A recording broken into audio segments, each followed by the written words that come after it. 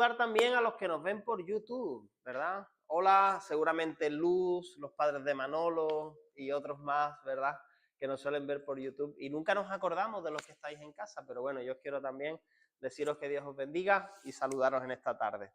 Así que nada, bueno, como venimos compartiendo los viernes, estamos hablando como de doctrinas fundamentales, enseñanzas bastante básicas y elementales que nos hablan también de una iglesia saludable, ¿no? En una iglesia saludable se practica el hablar del arrepentimiento de pecados, de hablar de que Jesús es el Señor, tener fe en Él.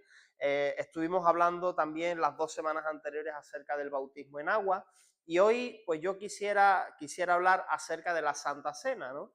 Y quiero hablar sobre todo porque fácilmente nosotros podemos caer como en un costumbrismo o en una liturgia a la hora de practicar la Santa Cena. Es como decir, acostumbrarnos a que, bueno, eso forma parte del culto, forma parte de la reunión, es una cosa que se practica dentro de la iglesia cristiana y es como decir, hoy toca Santa Cena, ¿vale? ¿No? Todo el mundo va, toma el pan y el vino y hacemos un ritual y ya está cada uno a casa, ¿vale? Mira, yo quisiera que nosotros no caigamos en eso, ¿vale? Y creo que algo que nos va a ayudar es conocer un poco a profundidad qué significa, por qué celebramos la Santa Cena, ¿vale? Yo creo que eso nos puede ayudar. Entonces, mira, acompáñame a Lucas capítulo 22, versículos del 14 al 20. Lucas 22, del 14 al 20. Vamos a leer este pasaje que dice así. Lucas capítulo 22, versículo del 14 al 20, dice lo siguiente.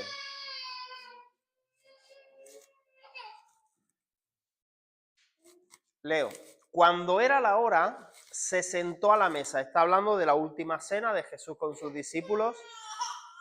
Y dice, cuando era la hora, se sentó a la mesa y con él los apóstoles. Y les dijo, cuánto he deseado comer con vosotros esta Pascua antes que padezca. Porque os digo que no la comeré más hasta que se cumpla en el reino de Dios. Y habiendo tomado la copa, dio gracias y dijo, tomad esto, repartidlo entre vosotros, porque os digo que no beberé más del fruto de la vid hasta que el reino de Dios venga. Y tomó el pan y dio gracias y lo partió y les dio diciendo, este es mi cuerpo, que por vosotros es dado, haced esto en memoria de mí. De igual manera, después que hubo cenado, tomó la copa diciendo, esta copa es el nuevo pacto en mi sangre, que por vosotros se derrama, ¿vale? Y yo quisiera que de este pasaje te quedes con una palabra clave, memoria, ¿vale? Hacer memoria. Y te quiero hablar algunos datos curiosos acerca de memoria, ¿vale? Dicen que los delfines son los animales con la memoria social más duradera, ¿vale? Memoria social significa que pueden reconocer el sonido característico de otro delfín después de 20 años. O sea, eso que hacen los delfines, que nosotros no nos enteramos porque están debajo del agua, pero ellos lo hacen, ¿vale? Entonces, ese sonido ellos pueden reconocer que ese es el delfín con el que se encontró hace 20 años, por el sonido característico que hace, ¿vale? Por eso le llaman memoria social. Por otro lado, también está el dicho de tienen memoria de pez. ¿Tú has escuchado eso alguna vez, que tienen memoria de pez? Vale, que haciendo alusión a la corta memoria que tienen los peces. Bueno, que eso es un mito, ¿vale? Pero es bastante común, tienen memoria de pez, ¿vale? Ahora, pero también quiero decirte que los seres humanos, nosotros, ¿vale? Hemos hablado de animales, ahora vamos a hablar de nosotros, tenemos también nuestra curva del olvido. ¿Has escuchado de la curva del olvido? Eso los que estudian, los que se preparan para oposiciones, los que están estudiando una carrera. ¿De qué se trata la curva del olvido? Que tú cuando estudias un material, ¿no? O estás leyendo algo que lo tienes que memorizar, mientras va pasando el tiempo, tú vas recordando menos, menos, menos, menos.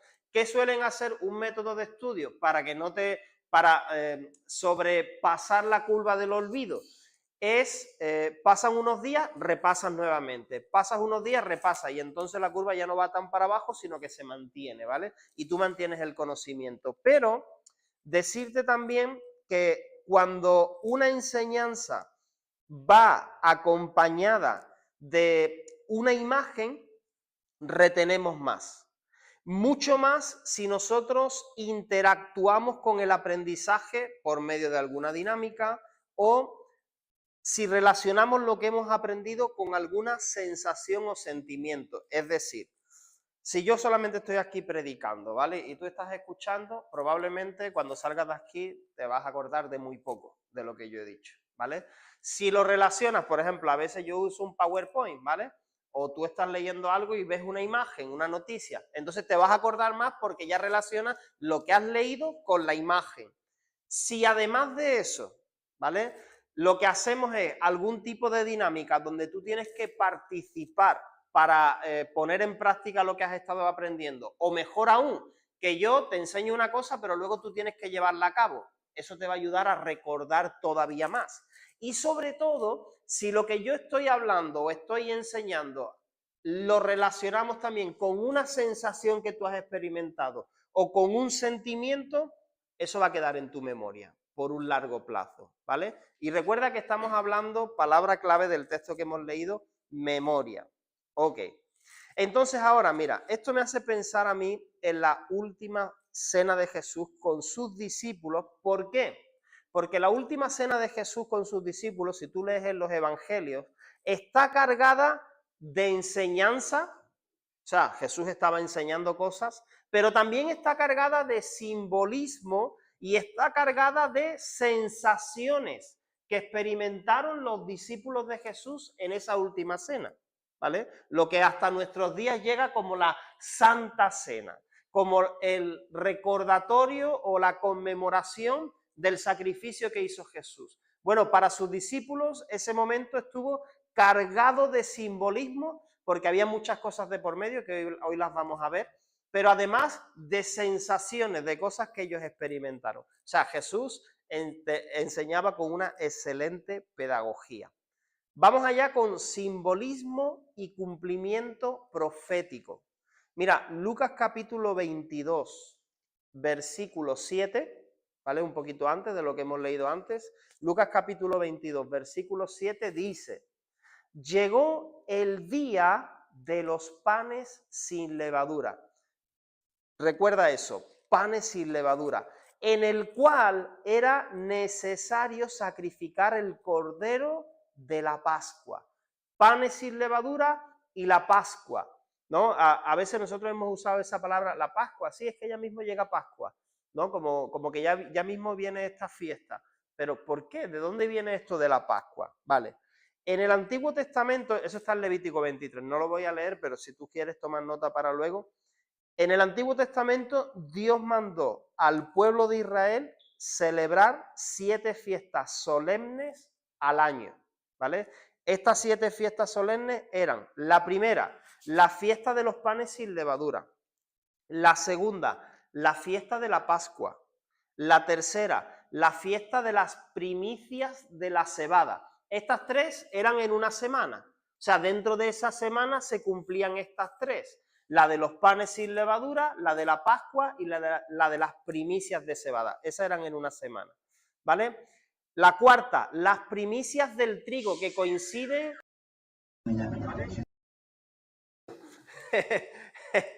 las primicias del trigo, ¿vale? La cuarta, que coincide con la fiesta de Pentecostés, unos 50 días después de la Pascua, ¿vale?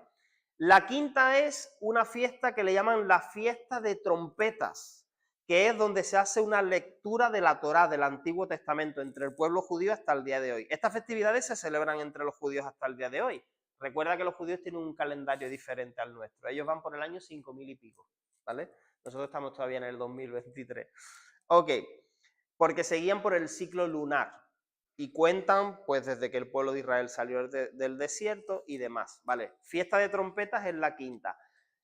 El día del arrepentimiento, o no sé si se pronuncia así, pero es Yom Kippur, que es la sexta, es una fiesta solemne donde es ayuno, lamento, quebranto por el pecado. Y eso se conmemora en el Antiguo Testamento, era cuando el sumo sacerdote una vez al año entraba en el lugar santísimo del tabernáculo donde nadie podía entrar. ¿A qué? A hacer un sacrificio por sus propios pecados y por los pecados de todo el pueblo, porque había un sacerdote de intermediario entre Dios y el pueblo, ¿vale? Y la séptima es la fiesta de tabernáculos, que significa Dios habitando entre nosotros, ¿vale?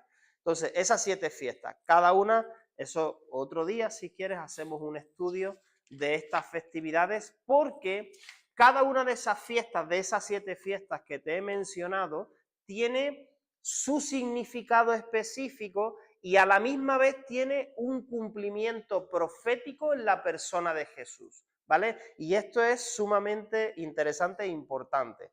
Hasta ahora se han cumplido en Jesús las primeras 4 fiestas, ¿vale? Hasta Pentecostés se han cumplido. Pero concretamente, y repito, te lo explicaré en otra ocasión, pero quiero que prestes atención a esta. Concretamente, la noche de la última cena de Jesús se estaba cumpliendo la Pascua. La fiesta de la Pascua, para los judíos, para ellos se llama Pesaj. Pascua es Pesaj en hebreo, no sé si pronuncio bien, pero ¿qué significa Pascua o Pesaj? Significa pasar por alto, en conmemoración a la salida del pueblo de Israel de Egipto. Si tú sabes qué es lo que pasó después de esas plagas que vinieron sobre Egipto, sobre Faraón, ¿cuál fue lo último? La última plaga, la muerte de todos los primogénitos, de todos los hijos mayores de las familias de Egipto. ¿Qué le dijo Dios al pueblo de Israel para que ellos no perdiesen a sus hijos? Sacrificáis un cordero, lo hacéis así, así, así, de esta manera, os lo coméis estando de pie porque hoy os voy a libertar. Hoy vais a salir corriendo de Egipto, ¿vale? ¿Y qué les dice? Va a pasar el ángel destructor, aniquilando a todos los primogénitos. Pero vosotros vais a coger la sangre del cordero y vais a pintar con la sangre los dinteles de las puertas de vuestras casas, ¿vale? ¿Por qué? De ahí viene lo de pasar por alto, porque cuando el ángel destructor pase por Egipto y vea la sangre del cordero inocente sacrificado sobre los dinteles de las puertas de vuestras casas, él va a pasar por alto. O sea, va a pasar por alto vuestros pecados. ¿Me entiendes? De ahí viene el simbolismo. Y ahora, escucha esto. Juan Bautista, 29, ¿cómo le llama a Jesús cuando lo ve que aparece para que él sea bautizado? Él dice, Jesús es el Cordero de Dios que quita el pecado del mundo, ¿vale? Juan Bautista identifica a Jesús como ese Cordero de Dios y en el contexto donde está diciendo esto, pues la gente lo relaciona, el Cordero que quita el pecado es el Cordero de la Pascua. Entonces, este que está viniendo ahora, él es el Cordero, el verdadero Cordero de Dios que quita el pecado del mundo. No solamente esto, San Pablo relaciona a Jesús con el cumplimiento de estas fiestas, de lo de la semana de los panes sin levadura, de lo del tema de la Pascua y lo del tema de las primicias, ¿vale? Lo relaciona en 1 de Corintios, capítulo 5, versículo del 6 al 8. 1 de Corintios 5, del 6 al 8. Él está hablando a los corintios, San Pablo, y le dice, oye, no es buena vuestra jactancia, vuestro orgullo. ¿No sabéis que un poco de levadura leuda toda la masa? Versículo 7. Limpiaos pues de la vieja levadura, para que seáis nueva masa sin levadura como sois. O sea, le está hablando a ellos, a la iglesia. Oye, iglesia, oigan, creyentes, límpiense de levadura. O sea, siempre hace una comparación de la levadura con el pecado. Y la masa somos nosotros, ¿no? Limpiad la levadura de vuestra masa, ¿vale? Pero mira lo que sigue diciendo en el versículo 7. Porque nuestra Pascua, que es Cristo, si te das cuenta cómo Pablo relaciona la Pascua con Cristo, ya fue sacrificada por nosotros. Así que celebremos la fiesta no con la vieja levadura, ni con la levadura de malicia y de maldad, sino con panes sin levadura, de sinceridad y de verdad. Es decir, quitar el pecado, ¿vale?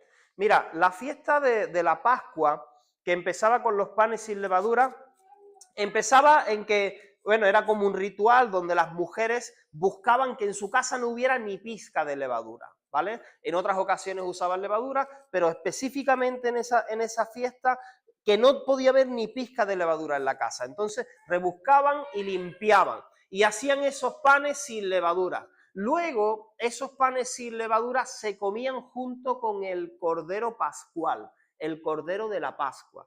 Y después de que era en ese día, ¿no? En el día de la Santa Cena, donde Jesús está celebrando la Santa Cena, la última cena con sus discípulos, se come el cordero. Y después de eso, la fiesta que viene inmediatamente es la de primicias. Primicias significa primeros frutos de la cebada, ¿vale? ¿Cómo relacionamos todo esto con lo que Jesús estaba cumpliendo proféticamente? Mira, Jesús es el que ha venido a quitar la levadura del mundo, el pecado. Él está removiendo en ese tiempo el pecado del mundo, quitando la levadura de la masa. ¿Por qué? Porque Él está cargando el pecado sobre Él mismo, para que tú y yo podamos ser llamados justos, como si nunca hubiéramos pecado, para que tú y yo pudiéramos ser llamados santos, apartados para Dios, ¿vale?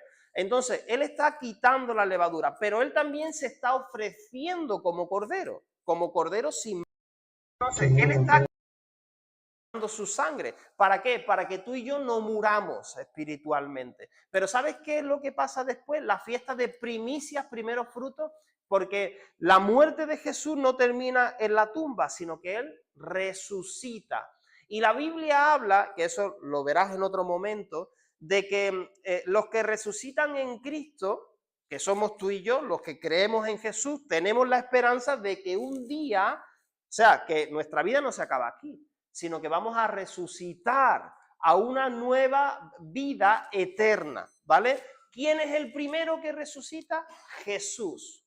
Él es la primicia, el primero de muchos que van a resucitar, ¿vale? Entonces, todo esto está conectado y se cumple en Jesús. Ahora, la enseñanza y esto de la Santa Cena es la enseñanza y el comienzo también de un nuevo pacto. Lucas 22, 20. Lucas 22, 20 dice, de igual manera, después que hubo cenado, tomó la copa diciendo, esta copa es el nuevo pacto en mi sangre, que por vosotros se derrama. Y yo me pregunto, mira, cuando tú leas la Biblia, tú pregúntate a ti mismo, pregúntale al Señor o pregúntale a otra persona. Pero a ver, si yo estoy leyendo, este es el nuevo pacto, mi pregunta es, ¿y cuál es el viejo? ¿Cuál es el viejo? ¿No? Porque sí, Nuevo Testamento, Antiguo Testamento, vale, pero ¿a qué se está refiriendo aquí? Vale. Dios había establecido un pacto con Israel en el desierto, que consistía en que Él, Dios, sería su Dios, el Dios del pueblo de Israel, y los bendeciría. Pero el pueblo debería cumplir una serie de mandamientos para poder agradarle.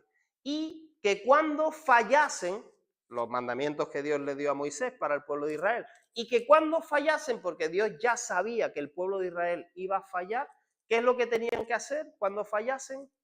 Pues debían sacrificar animales inocentes o en el peor de los casos morir, porque había situaciones, había pecados que la situación era hay que apedrearlo y exterminarlo del pueblo, ¿vale? Pero en la mayoría de los casos, ¿qué es lo que hacía el pueblo para limpiar sus pecados? Sacrificio, sacrificio, sacrificio, sacrificio. Venga cordero, venga tórtolas, venga, ¿verdad?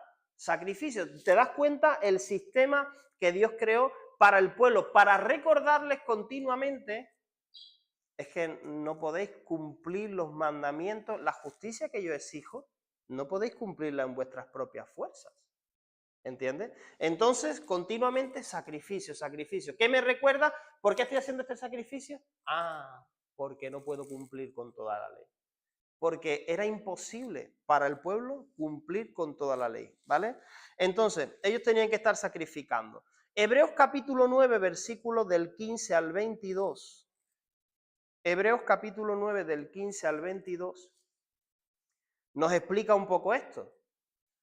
Y dice así: así que por eso es mediador, se está refiriendo a Jesús, de un nuevo pacto, para que interviniendo muerte para la remisión de las transgresiones, de los pecados, para el perdón de los pecados, que había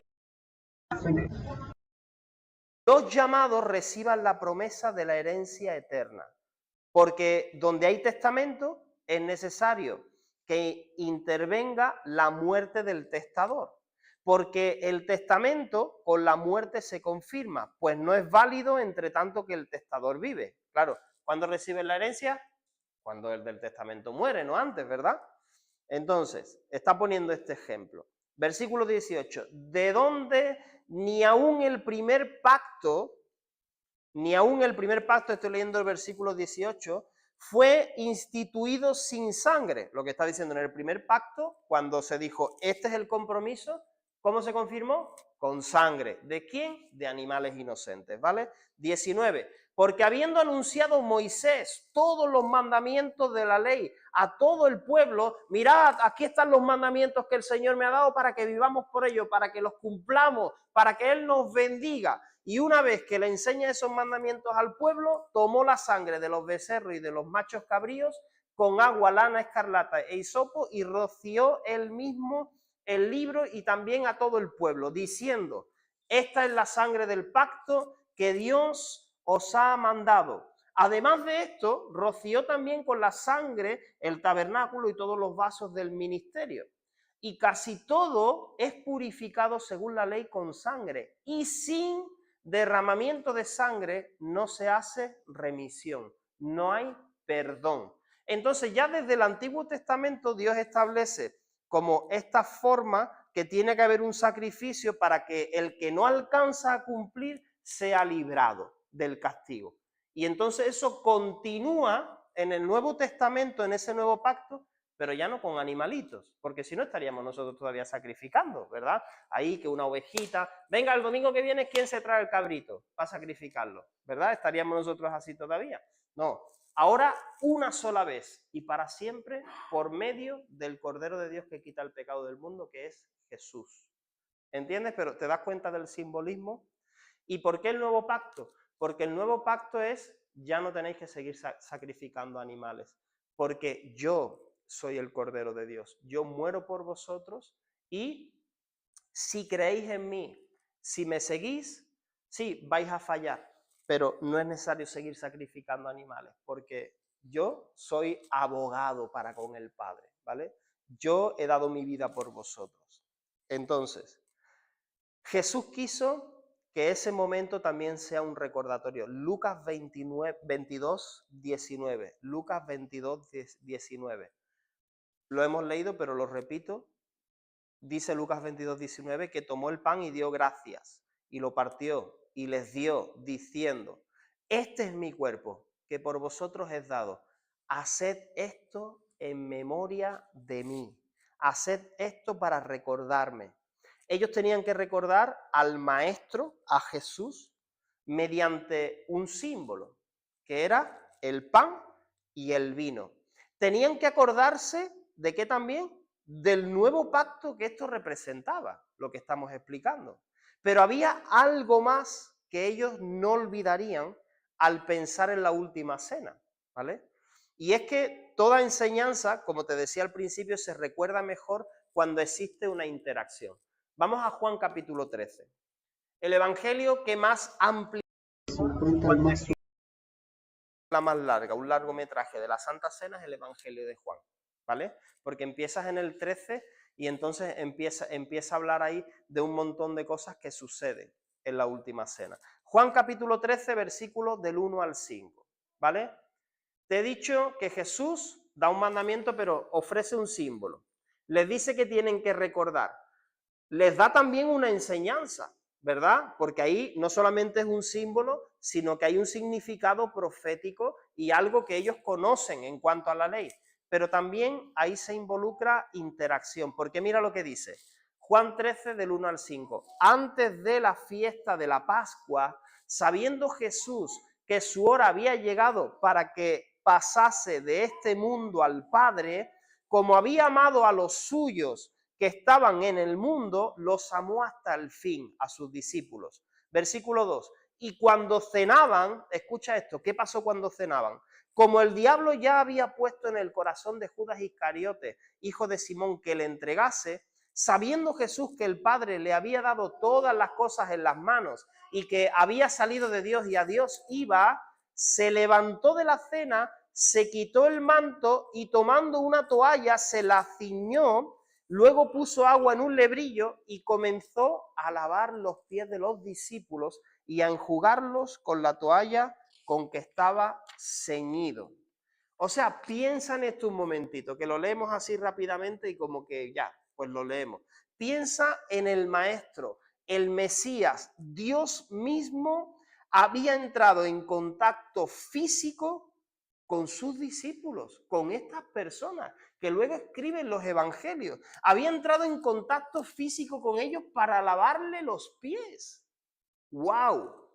O sea, esto fue una lección de humildad, de servicio, de amor incondicional. Digo incondicional porque recuerda lo que hemos leído, que Jesús le estaba lavando los pies a Judas, que le vendería.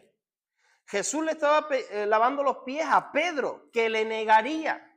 Y él lo sabía, ¿entiendes? A pesar de eso, y Jesús les dijo que debían hacer lo mismo los unos con los otros. ¿No? Y a veces a nosotros, si alguien nos ofende, como que le echamos la cruz, ¿verdad? Y Jesús está diciendo esto. Este recordatorio tendría mucho significado. Tú piensa, ¿no? Todo el simbolismo de lo que esto está cargado y la experiencia que están experimentando. ¿Quién puede participar de la Santa Cena? ¿Vale? Gran pregunta que nos hacemos. Pues mira, si tú lees Hechos, vamos a repartirnos estos versículos y acabamos antes, ¿vale? Alguien que por favor lea Hechos 2 del 42 al 47. ¿Quién se adjudica a este versículo? 42. Hechos 2 del 42 al 47. ¿Quién va a leer eso? ¿Tú, José Antonio? Vale. Alguien que vaya buscando ya Primera de Corintios 11 del 17 al 22. Venga, José Antonio. Perseveraban en la doctrina de los apóstoles, la comunión unos con otros, en el partimiento del pan y en la oración. Y sobrevino temor a toda persona. A mucha maravilla y señales eran hechas por los apóstoles. Todos los que habían creído estaban juntos. Repartían a todos según las necesidades de cada uno. Perseverando unánimes cada día en el templo y partiendo el pan en las casas, comían juntos con alegría y sencillez de corazón, alabando a Dios y teniendo favor con todo el pueblo. Y el Señor añadía cada día a la iglesia los que habían de ser salvos. Muy bien. Ahí está diciendo, una de las cosas que dice que estaban haciendo era partiendo el pan en las casas. Ese partir el pan no es partimos el pan para comernos un pollo frito. Eso es partiendo el pan haciendo memoria del Señor, ¿vale? ¿Quién lo estaba haciendo? ¿En qué contexto está sucediendo? En el contexto de la iglesia, ¿verdad? De los creyentes que están reunidos, ¿vale? Primera de Corintios 11 del 17 al 22. ¿Alguien? ¿Del 17? Al 22. Pero al anunciaros esto que sigue, no os alabo, porque no os congregáis para lo mejor, sino para pues en primer lugar, cuando os reunís como iglesia, oigo que hay entre vosotros divisiones, y en parte lo creo, porque es preciso que entre vosotros haya disensiones, para que se haga manifiesto entre vosotros lo que son aprobados. Cuando pues os reunís, porque al comer cada uno se adelanta a tomar su propia cena, y uno tiene hambre y otro se embriaga. Pues que no tenéis casas en que comáis y bebáis,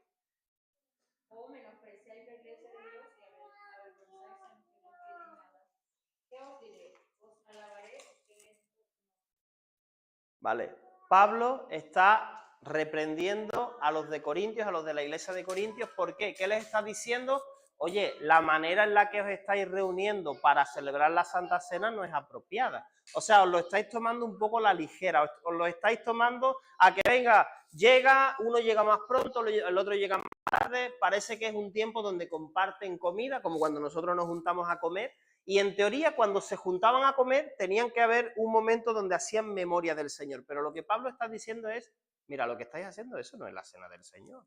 ¿Por qué? Porque uno llega más pronto, el otro llega más tarde, uno se hincha de comer, otros hasta se emborrachan, imagínate.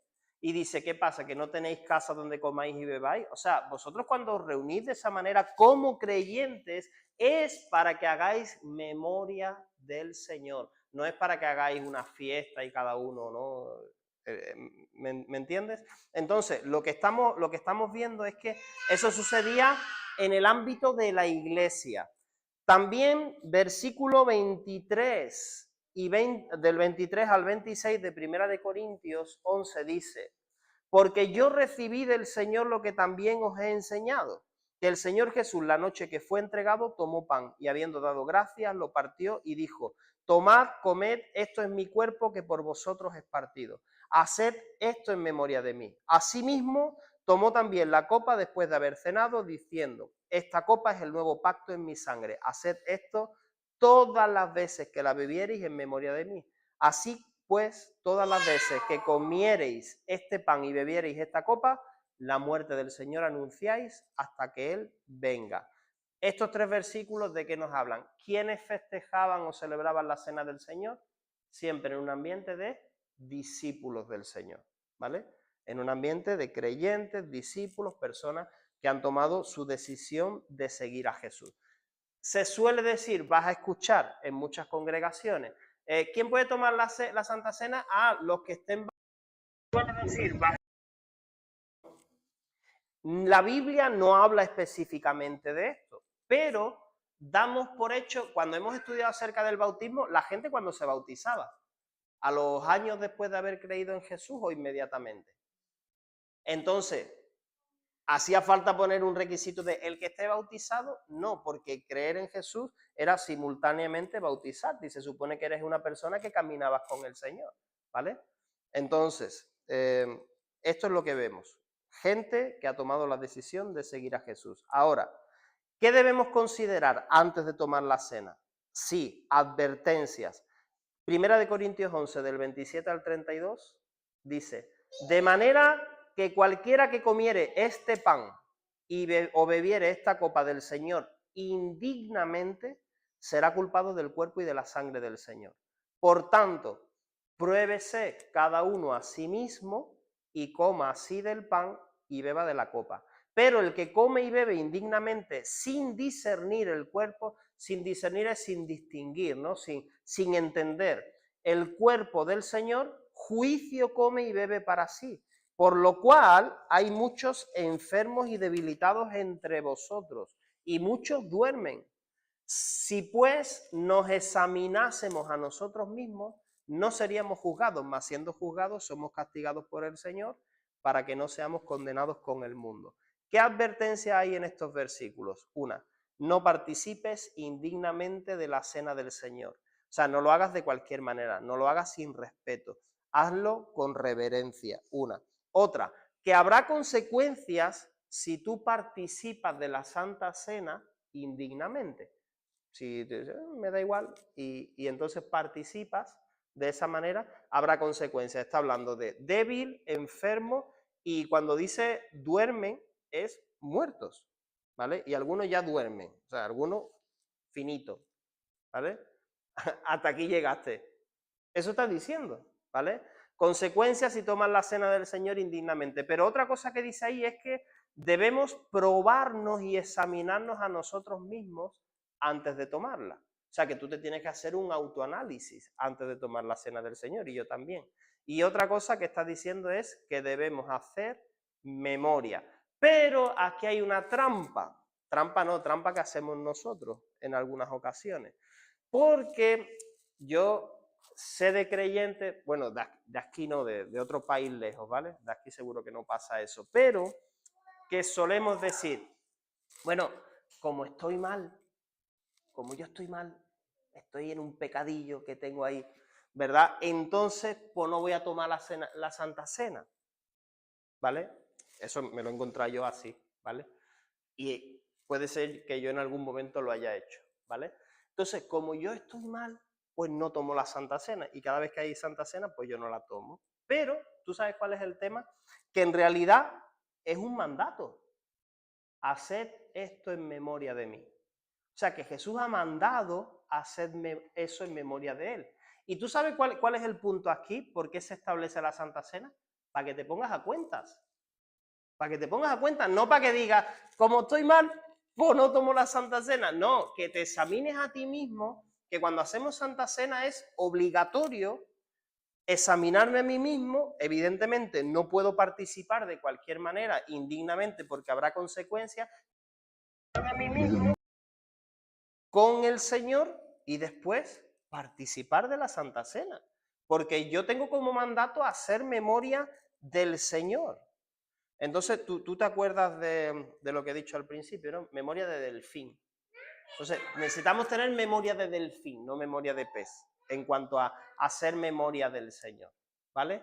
Y, venga, termino, te digo esto, mira, ¿qué es lo que vemos nosotros en la Santa Cena que estableció Jesús? Enseñanza, símbolo, el pan y el vino, y también algo que hizo que sus discípulos lo recordaran de una manera vivencial, porque hubo como un toque físico ahí, ¿verdad?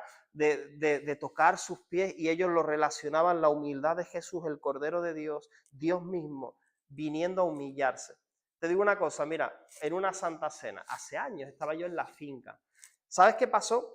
Que había un hermano que es el que está ahora de misionero en Colombia, Rafa, ¿vale? Y entonces Rafa y yo llegué tiempo después de Rafa, pero yo había un tiempo donde como que le tenía un poco de coraje a Rafa. ¿Por qué? Porque él me llamaba la atención, me ponía las pilas, me decía cuando tenía que enderezarme en algo, y a mí no me gustaba. Y entonces, ¿tú sabes qué es lo que pasó? Que Rafa un día en la finca se estrelló con una furgoneta, con la furgoneta nueva. Y entonces, ¿sabes qué es lo que pasó? Que me alegré de que se estrellara con la furgoneta, ¿entiendes? ¿Sabes por qué? Pues, claro, porque había una rivalidad. Pero ¿sabes qué pasó? Que llegó la Santa Cena. ¿Y sabes qué tuve que hacer? Acercarme y decírselo y pedirle disculpas. ¿Él sabía que yo me alegré? No. Lo sabía el Señor y lo sabía yo en mi corazón. Pero yo tenía que hacer memoria del Señor. Y entonces yo fui y le dije, Rafa, te pido disculpas, pero ¿por qué, mi hermano? Porque me alegré de que te chocaras con la furgoneta. ¿Entiendes? Y eso fue, no lo digo para mi vergüenza, pero que el Espíritu Santo, Dios me habló de que yo no podía participar de la Santa Cena con eso en mi corazón. Entonces, pues ya está, pues yo le pedí perdón, claro, él se quedaría espantado de mí, el pobre, ¿verdad? Qué persona más malévola, ¿no? Pero yo me puse a cuenta con el Señor, ¿verdad? No, y después somos súper amigos y todo eso. Esto va dedicado para ti, Rafa, ¿vale? Si me estás viendo. No, él lo sabe. Entonces, yo creo que hasta aquí, ¿qué te parece si nos ponemos de pie? Pero recuerda esto es importante. Sabes que hacer memoria del Señor no es opcional, no es una liturgia, no es bueno, esto es lo que se hace algunos domingos en la iglesia, es un mandato. Haced esto en memoria de mí, recordadme de esta manera. Pero cuando lo hagáis, examinaos a vosotros mismos, limpiad vuestro corazón. Amén. Y te digo esto porque pronto haremos una Santa Cena aquí, en la iglesia de Estepa. Quizá después de los bautismos o el día de los bautismos, pronto, ¿vale? O sea, para allá vamos poniendo bases. Padre, en el nombre de Jesús, gracias, Señor, gracias. Gracias, Señor, por tu ejemplo, tu testimonio. Vamos poniendo el pecado del mundo, Señor. Nos has dado Señor, símbolos, nos has dado enseñanza, nos has dado, Señor, una experiencia contigo que recordar, Señor, no como si pensáramos en un desconocido, sino como alguien que se acerca a nosotros cada día, con el cual hemos vivido experiencias, que nos ama, Señor. Y es por eso, Señor, que nosotros queremos recordarte, Señor. No queremos tener memoria de pez, Señor. Queremos ser como los delfines, Señor. No queremos caer en esa curva del olvido, Señor. Queremos recordarte y recordarte y recordarte continuamente, limpiando nuestros corazones, limpiando nuestra masa, estando libres de levaduras, Señor. Gracias que tú viniste a quitar la levadura, el pecado del mundo, Señor. Gracias, Señor. Nosotros queremos ser esa masa de sinceridad y de verdad delante de ti, Señor. Porque tú eres nuestra Pascua, Señor. Tú eres el Cordero que ha sido sacrificado por nosotros, Señor. Gracias que estamos en ese nuevo pacto, Señor, de tu sangre, Dios. En el nombre poderoso de Jesús, Señor. Amén. Muy bien. Ya está. Nos veremos.